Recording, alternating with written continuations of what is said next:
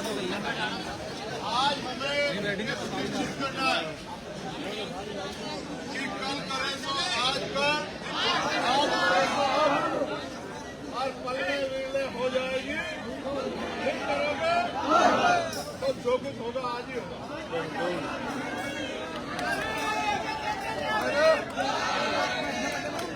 ये जो अत्यधिक गुस्सा है ये भी खतरनाक है। इसलिए आपसे आग्रह कर रहा हूँ, पहले उसके संघर्ष को देखो, फिर अपने आप को महसूस करो। जब आपने उसको रोते हुए देखा कि जब वो रो रही थी आपके मन में क्या महसूस हो रहा था, फिर महसूस करो। आप ये भी महसूस करो सविता रॉय यहाँ क्यों, ये सविता रॉय को भी समझना पड़ेगा आप लोगों को। सविता रॉय नहीं, सविता रॉय के पीछे कौन सी ताकत है जो पुलिस उसको अरेस्ट नहीं कर पा रही है। कह रहे हैं कि भाई 60 दिन में चार्जशीट दाखिल होती है, चार्जशीट के बाद जो है गिरफ्तारी होती है, या चार्जशीट के आधार पर गिरफ्तारी होती है। आप ये महसूस करो, 1 साल हो गया अपने आप को। इसका मतलब कानून से भी बड़ी ताकत है सविता रॉय के पीछे। और आप ये भी समझो, ये भी एक तरीका है कि जिन सरकार का जिन लोगों पे भरोसा है कि इनके जरिए हम अन्याय क्रांति हमारे उनको बार बार खून को वो करते रहते हैं, समय बढ़ाते रहते हैं। उनका एकमात्र कारण ये है कि सविता रॉय को जानने के लिए इनकी हिस्ट्री को पढ़ना जरूरी है कि सविता रॉय ने अपने पहले क्या किया। जहाँ तक मुझे जानकारी है, सविता रॉय जहाँ रही उन्होंने इसी तरह से schedule caste, schedule tribe, backward, Muslim, अन्य धार्मिक अलग इनके जैन, बौद्ध, सिख, ईसाई, उनमें जो भी आवाज उठाने वाला टीचर हुआ उसको निपटाने का काम किया। ये इनका पहला मामला नहीं है। कभी आप सोचते हो कि पहला ऋतु इनका शिकार हुई, ऋतु तो बोल पड़ी। बहुत सारे लोग इनके शिकार हुए और शिकार होकर चुपचाप पढ़ लिख के मेहनत मजदूरी करने के लिए चले गए। इसलिए मैं आपसे कह रहा हूँ एक और चीज बहुत जिम्मेदारी की, जैसे आपने कहा कि इन्होंने ऋतु के प्रोटेस्ट पर डाका डाला, वहां से लूट करी, चोरी की। ये आप जो बार बार कहते हो ना, मैं इस बात को स्पष्ट करता हूँ, भगवा जो है वो इनका अपना रंग नहीं है। भगवा बुद्ध का रंग है, सीवर का रंग है भगवा। ये नकली लोग हैं, इनका अपना हिस्टोरिकल कुछ नहीं है। दूसरा, इनका एक ही वो है, इन्होंने हमसे चुराया जो कुछ चुराया। ठीक है, जैसे डकैती हमारी हिस्ट्री में कर रखी है। आप लोग चीजों को समझो, आप उन्हीं के हिसाब से बोलते जो बोल चाहते क्या बोले। ये हमारा रंग है, सेफ्रून जो है ये चीवर का रंग है। जितने हमारे बुद्ध हैं वो सब लोग इसको पहनते थे। आप समझो लड़ाई क्या है इस देश में, व्यवस्थाओं की लड़ाई, सभ्यताओं की लड़ाई। और ये लड़ाई धर्म की नहीं है। हमें कोई मतलब फर्क नहीं पड़ता है, हमें कोई फर्क नहीं पड़ता कि आप अपने धर्म को किस आजादी से मनाते हो। आपको पूरा अधिकार है, आप अपने धर्म को जो मनाए करो, जिस तरह से करो, आपके हाथ में जितनी ताकत उस ताकत करो, जितने साधन लगा के करना है करो।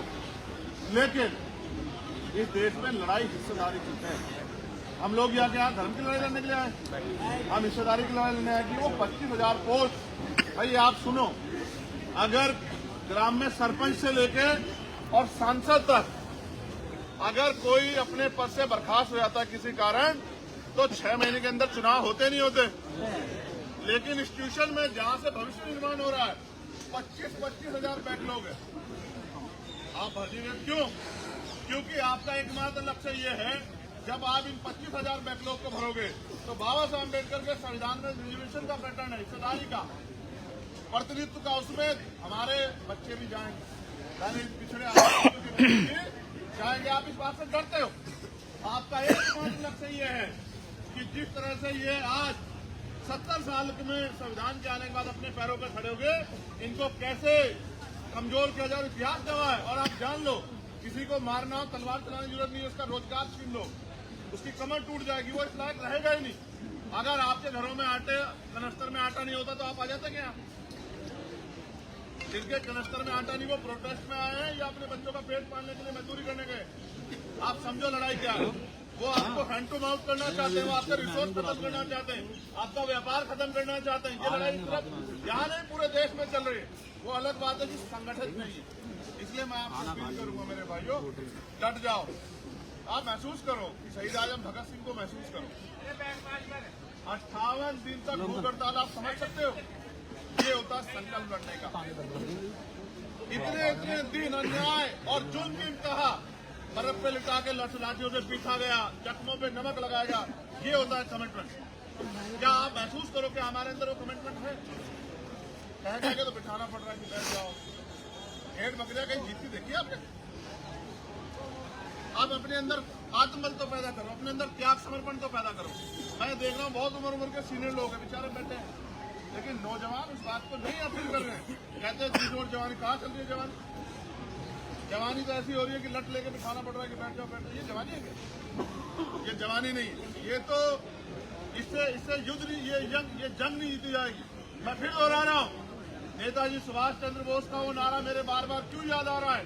क्योंकि हालात दे रहे थे कि तुम मुझे खून दो, मैं तुम्हें आजादी दूंगा। हालात ऐसे थे। आज संघर्ष के अलावा कोई रास्ता नहीं है। आज हम सब लोगों को मिलकर संघर्ष करना है, इनके षड्यंत्रों से बचते हुए, इनके झूठ से बचते हुए, इनके उपहार लालच से बचते हुए हमें संघर्ष के लिए कमर कसनी है। और ये संघर्ष एक दिन में खत्म नहीं होगा। 145 दिन में हम यहाँ तक तो आए कि वार्ता का रास्ता बना। अभी तो लड़ाई शुरू हुई है। 145 दिन आप महसूस करो, अभी लड़ाई का पहला चैप्टर चल रहा है। और आप जिस जोश में हैं, इस जोश को बना के उसको देखो, कुछ ही देर में आपके पक्ष में फैसले आ जाएंगे। हमने क्यों भेजा उन्हें? हम भी तो जा सकते थे, मेयर महमूद भाई, खूब उनके साथ बहस करके आते, क्योंकि लड़ाई को वो लोग लीड कर रहे हैं। हम भी तो जमीन पे बैठे। जब तक आप यहाँ थे, अब पहले जब मैं उधर नहीं गया तो हम लोग यही जमीन पे बैठे थे ना। या फिर पूछने लगे कि जब हम आप ही बैठे। लड़ाई यहाँ स्वाभिमान सम्मान की आपस में नहीं है। यहाँ लड़ाई है उस बहन को, उस विषय को आगे बढ़ाने की जिस विषय पर जंग हो रही है। वो भी चाहते हैं कि हम लोग इधर उधर की बातें करें। हमें इधर उधर की बातें करनी नहीं। आज हम राजनीतिक बात थोड़ा कर रहे हैं।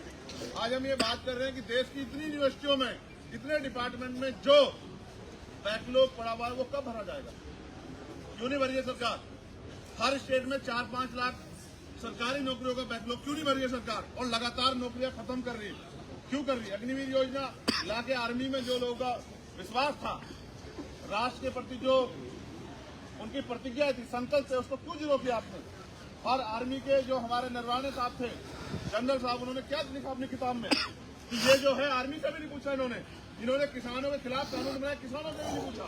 इन्होंने ड्राइवरों के खिलाफ कानून बनाया, ड्राइवरों से भी नहीं पूछा। इन्होंने जीएसटी लागू की, व्यापारियों से भी नहीं पूछा। नोटबंदी की, जनता से नहीं पूछा। लेकिन इनको समझो, इनका असल मकसद क्या है?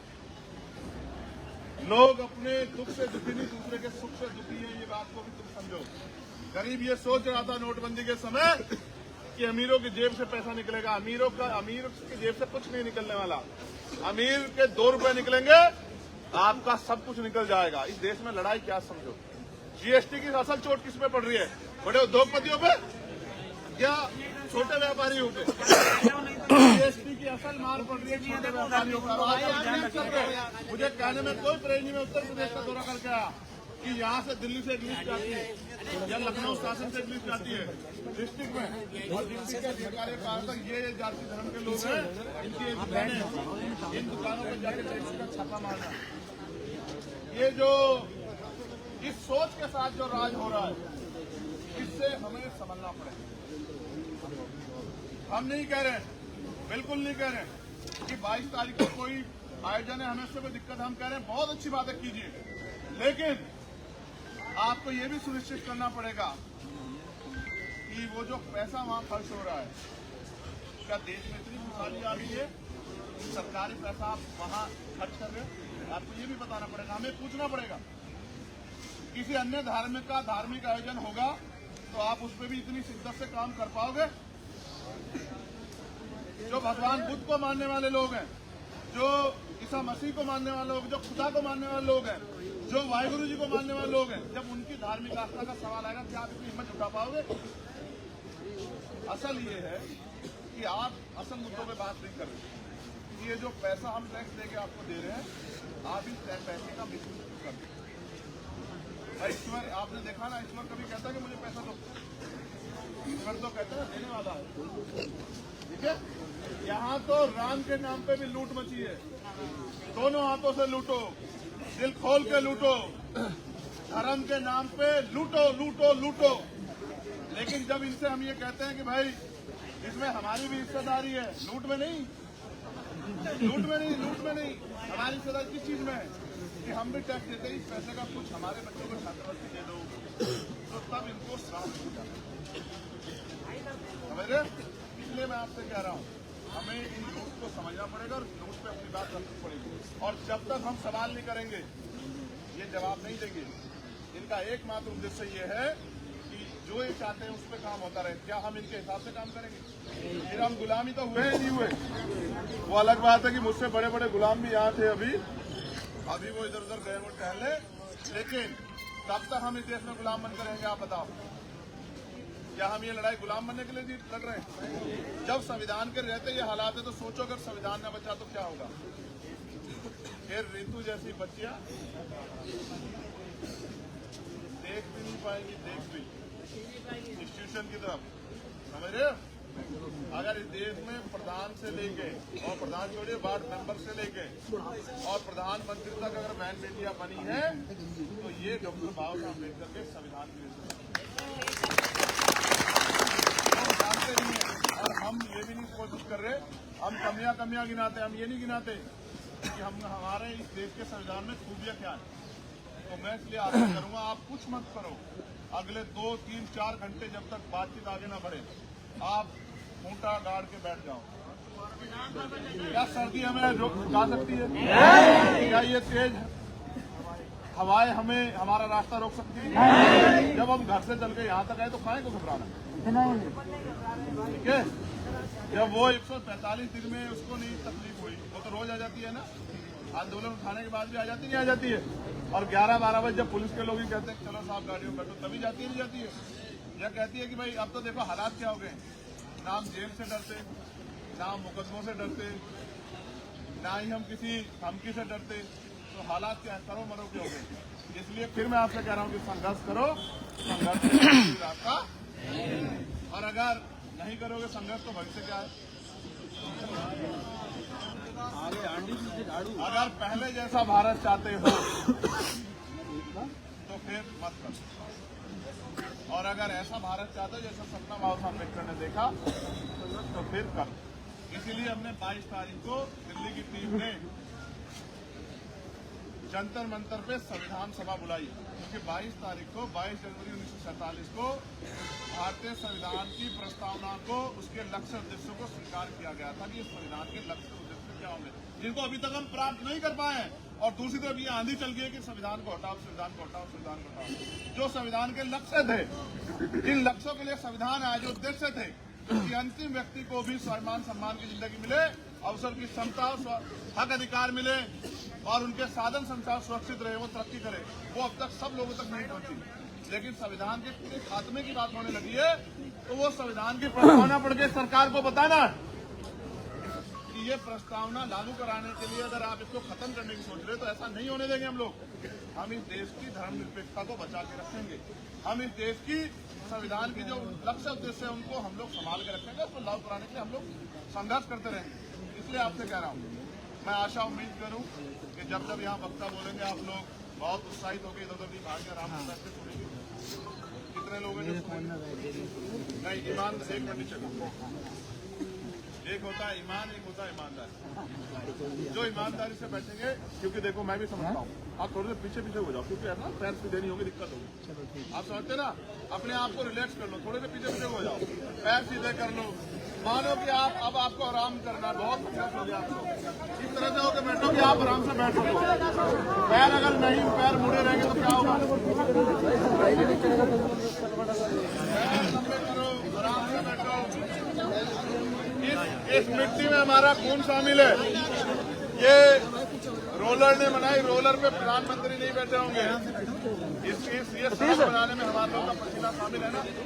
आराम से बैठो, ये एक नेचुरल एकता है, किसान, सवेरे, मजदूर, नौजवान की नेचुरल एकता है। आज हमारे पास आज हमें संघर्ष का एक नया अध्याय लिखना कि किस तरह डॉक्टर बाबा साहब अम्बेडकर, सर छोटू राम, फूले, साहू को मानने वाले लोग कोई भी कीमत चुकाने के लिए तैयार है, लेकिन पीछे हटने के लिए तैयार नहीं है। वो किसी भी हद से गुजरने के लिए तैयार है। अगर उनको कुचला जाएगा, उन पर गोलियां चलेंगी, लाठियां चलेंगी, जेल जाना पड़ेगा, उसके लिए तैयार है, लेकिन पीछे हटने के लिए तैयार नहीं है।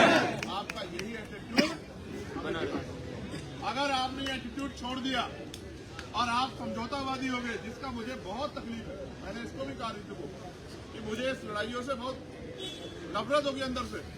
इस समय दो, हिम्मत दो, साधन लगाओ, लड़ो, और जिसके लिए लड़ रहे हो वो समझौता करके चुपचाप निकल जाता है, हम तबादले बन जाते हैं।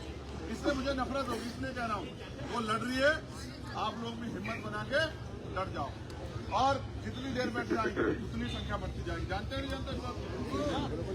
अभी तो बहुत लोग हैं जो काम से लौटेंगे, काम से लौट के आके फोन देखेंगे, अरे उन्हें पता लगेगा हम सब लोग यहाँ बैठे हैं, तो दौड़ के आएंगे, खाना भी लाएंगे, कंबल भी लाएंगे, सब कुछ लाएंगे। भाई ये लोग घर में उस गेट पे ही बैठने दे रहे हैं, 4 नंबर गेट किधर आगे, 4 नंबर गेट पे नहीं बैठने दे रहे, 4 नंबर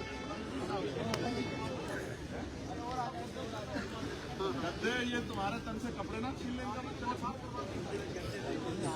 सुनो, अब तो तुम्हारे जहाँ तुम बैठते हो उसको शुद्ध करने के लिए पानी डाल रहे हैं, पहले तो पीने के लिए पानी नहीं देते थे। ये दिल्ली है, यहाँ पीने के लिए 1 गिलास पानी के लिए बहुत,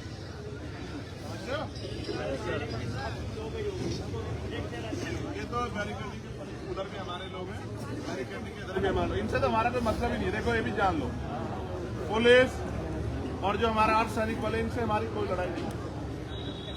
ये कर्मचारी लोग हैं, इनको भी नहीं पता कब ये प्राइवेट हो जाएंगे, कब ये निजीकरण की भेंट कर जाएंगे, कब इनको कहा जाएगा तुम्हारी भी नौकरी खत्म है, घर बैठो जाते। आज जो सरकार है उसमें सब संभव है। हमारे यूपी में क्या हुआ, 50 साल से ज्यादा वालों को जिनको निकालना था क्या निकाल दिया। कि आप देखो, हर आप जैसे ये काम करेंगे तो इन पे कुछ ना कुछ आरोप तो लगेगा, उसी को सीआर ने निकाल दिया। अब वो हमसे कहते हैं आगे हमारी नौकरी वापस दिला दो। एफसीआई के बहुत सारे लोग हैं, और मैं लिख के देता हूँ, या तो सरकार के हिसाब से काम करो, इलीगल काम करोगे तो हमारे जैसे लोग पकड़ लेंगे, और अगर नहीं करोगे तो सरकार के लोग निकाल देंगे, समझ रहे? तो मैं इनकी पे भी संवेदना रखता हूँ। मैं मेरा बस चले, मैं इतना ताकतवर हूँ, तो मैं इनकी 8 घंटे, स्पेशली दिल्ली पुलिस की 8 घंटे की ड्यूटी मुझसे इनसे बहुत प्यारा मिला। समझे? 8 घंटे की ड्यूटी, हफ्ते में 1 छुट्टी, ठीक है। और क्योंकि ये ज्यादा काम करते हैं, ठंड में आप महसूस करो तो एक्सीडेंट हो जाएगा, कोई ना आए, ये मरे हुए व्यक्ति के पास 24 घंटे खड़े रहेंगे, उसको लेके हॉस्पिटल जाएंगे, तमाम तरह की मुसीबतों का सामना करेंगे। मैं तो इनकी तनख्वाह भी दुगनी कर सकता हूँ अगर मेरा बंदा। आपसे कह रहा, इनसे कोई लड़ाई नहीं है, लेकिन ये मजबूर है, क्योंकि ये जिस इंस्टीट्यूशन का हिस्सा है, सरकार वाइज भी ताकतवर है कि इनसे मजबूरी में गलत काम कराते हैं। मैं तो इनसे आग्रह करूँगा, गलत काम का हिस्सा मत बनो।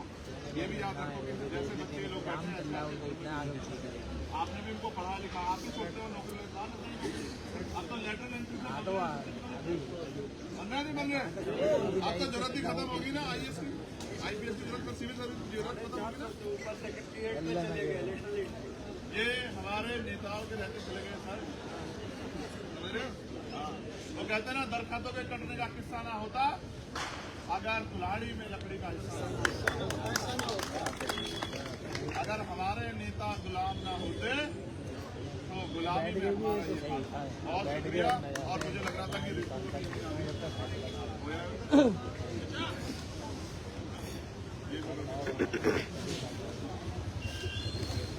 ऐसे ही चलते ना हमारे आंदोलन बिना भाई। और यहाँ मोदी जी शुक्ला देते हैं ना, है तो वही है, वैसे ही शुक्ला दिया, अब पूरा गुलामी का एहसास करवाया, अंदर तक भी तो लेके गए, वो लोग खुद ही बाहर आ गए, गेट पे ही खड़े हो गए यूनिवर्सिटी के अंदर, भी जाने नहीं दिया क्योंकि पता था झूठ बोलना है, अंदर जाएंगे हो सकता है कुछ हल्ला वल्ला करे, तो वहीं आ गए। वहाँ आए तो बोला कि अभी ना हम अपनी टेक्निकल टीम जो है ना, वाइस चांसलर साहब ने कहा उनसे बात करेंगे, फिर लीगल ओपिनियन लेंगे, फिर आपको बताएंगे। तो उन्होंने थोड़ा वक्त मांगा है, तो हमने कहा कितना वक्त मांगा है, तो कोई लिमिट वक्त, और हमने कहा कि अच्छा तो फिर हम जाकर अपनी टीम को बताते हैं, तो जो वो बोलते हैं लीगल एडवाइस लेके आपको बताते हैं। तो आगे से कहते हैं 3 स्टूडेंट कहते हैं नहीं मैं तो अभी जा रहा हूँ क्योंकि मुझे गुड़गांव जाना है। मैं तो लेट हो रहा हूँ बहुत दूर। और अगर तो ये बात होकर कोई जैसे जुमला उनको ये गलत फहमी है कि हम समझ गए जो उन्होंने कहा हम मान लेंगे। सब झूठ है, धोखा है। जब हम पहले गए तो बोला वाइस चांसलर साहब यहाँ नहीं है, वो बाहर है। और अभी 3 स्टूडेंट वेलफेयर में आके बोला नहीं वाइस चांसलर साहब से मैं खुद पर्सनली मिल के आ रहा हूँ। तो अब पर्सनली मीटिंग कैसे होगी? जब हम गए तब भी नहीं हुई, क्योंकि हमें इतना तो पूरा पता है। 2021 की बात है, वाइस चांसलर साहब की parliamentary committee for the welfare of SC/ST में मैंने पेशी करवाई। शायद किसी को नहीं पता होगा। पार्लियामेंट्री कमेटी में मैंने पेशी करवाई वाइस चांसलर की, डीन ऑफ कॉलेजेस की, रजिस्ट्रार की, प्रिंसिपल सविता रॉय की। जब मैंने पेशी करवाई तो वाइस चांसलर जिस गेट पे हाई टी होती है, हाई टी चाय पीने के लिए जा रहे थे, रिफ्रेशमेंट खाने, तो मैं गेट पे वाइस चांसलर के साथ खड़ी होगी। आप यकीन नहीं मानोगे, मेरी जब बात का वाइस चांसलर एक जवाब नहीं दे पा रहा, वाइस चांसलर के हाथ काम करके मुझसे बात करने की। ये मैं आंखों देखा बता रही हूँ, सुन सकते हैं कि क्या है। इसलिए नहीं कि उसके पास जवाब नहीं, उसके अंदर हिम्मत ही नहीं है हमसे बात करने की, उसके अंदर पोटेंशियल ही नहीं है, एबिलिटी ही नहीं है कि वो हमें फेस कर सके। तो उसको डर ये लगता है कि कोई टेक्निकल बात कर दी तो मैं फंस जाऊंगा, क्योंकि इनकी नजरों में तो आते वैसे हम आरक्षण से हैं, लेकिन इनके कई गुना ज्यादा दिमाग से ऊपर है इनसे। क्योंकि हम जब इंटरव्यू देने जाते हैं हमारा गॉडफादर नहीं होता इंटरव्यू में, वहाँ पे हमारे नाम के आगे टिक नहीं लगा होता यहाँ इसी कौन है। हम जब इंटरव्यू लेने जाते हैं तो हमारा एक्सपर्ट बैठा होता है ना, वो भी उन्हीं का होता है वहाँ पे, वो भी हमारे लिए नहीं लड़ता। तो इनका सिलेक्शन प्रोसेस ऐसा है कि तू भी आजा, हाँ जी शर्मा जी, वर्मा जी, वो व्हाटएवर एक्स्ट्रा। लेकिन हमारे लिए पूरी स्क्रीनिंग कमेटी बैठती है और फिर हमें NFS किया जाता है। तो मैं इसकी बात बता रही थी, पार्लियामेंट्री कमेटी में भी ये वाइस चांसलर ने इसे कटे। फिर मेरा एक इंटरव्यू था दिल्ली विश्वविद्यालय में, मैंने जिंदगी के 2 ही इंटरव्यू दिए। वो दिल्ली विश्वविद्यालय का जब साइकोलॉजी डिपार्टमेंट का इंटरव्यू था, सबके इंटरव्यू में वाइस चांसलर थे। 10-15 लोग बैठे थे इंटरव्यू कमेटी में। पिछले साल की बात बता रही हूँ। वाइस चांसलर मेरे टाइम पे उठ के चले गए, सबके इंटरव्यू में बैठे। उनके अंदर हिम्मत नहीं है हमें फेस करने की, हमारी बातों का जवाब देने की। और मैं आपको बता दूं क्यों डरते हैं, क्योंकि अगर इंटेलेक्चुअल डिबेट की बात आएगी तो 5 मिनट के अंदर गर्व करो इस बात पे कि आपके ये जो बच्चे हैं ना, ये जो यूनिवर्सिटी में ये जनरेशन पढ़ रही है SC/ST OBC की, 5 मिनट के अंदर हमसे अगर डिबेट करेंगे, ये हिंदू मुसलमान पाकिस्तान धर्म पे आ जाएंगे। इनके अंदर नहीं पोटेंशियल हमारी बात का जवाब देने का, इनके अंदर एबिलिटी नहीं है।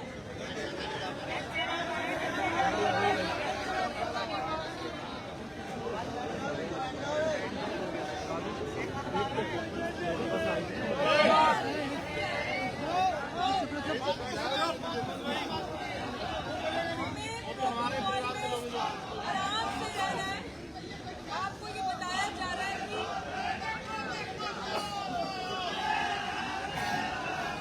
आने दो।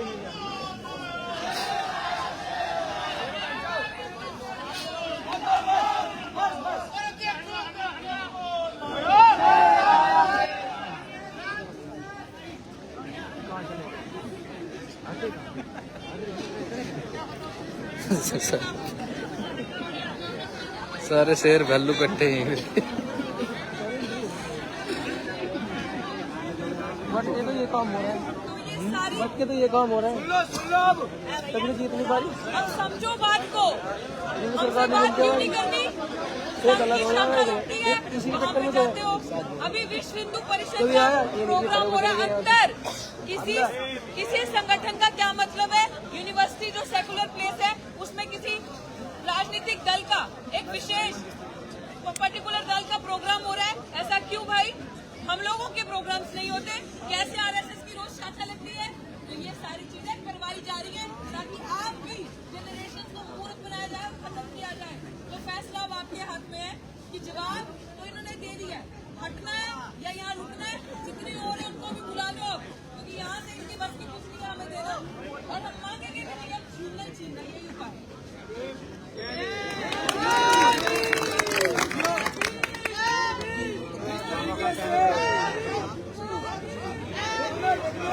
चलो क्या करूं, तुम हो गए? क्योंकि हमारे 2 माइक खराब हो गए, 4 माइक डकैती करके इन्होंने ले लिए। देखूं यार खत्म बैटरी में तो मोदी में से सारी तो कोई तीन पे दो बैटरी चार्ज एक बैटरी चार्ज नहीं तो है। उसको बोलो भैया बड़ा वाला बोम्पू लाना, इन्हें सुनाई नहीं देता ऐसे हमारा। तो बोम्पू और माइक हाँ। प्लीज, अब रिश्तेदारों को फोन करके दरी वरी कंबल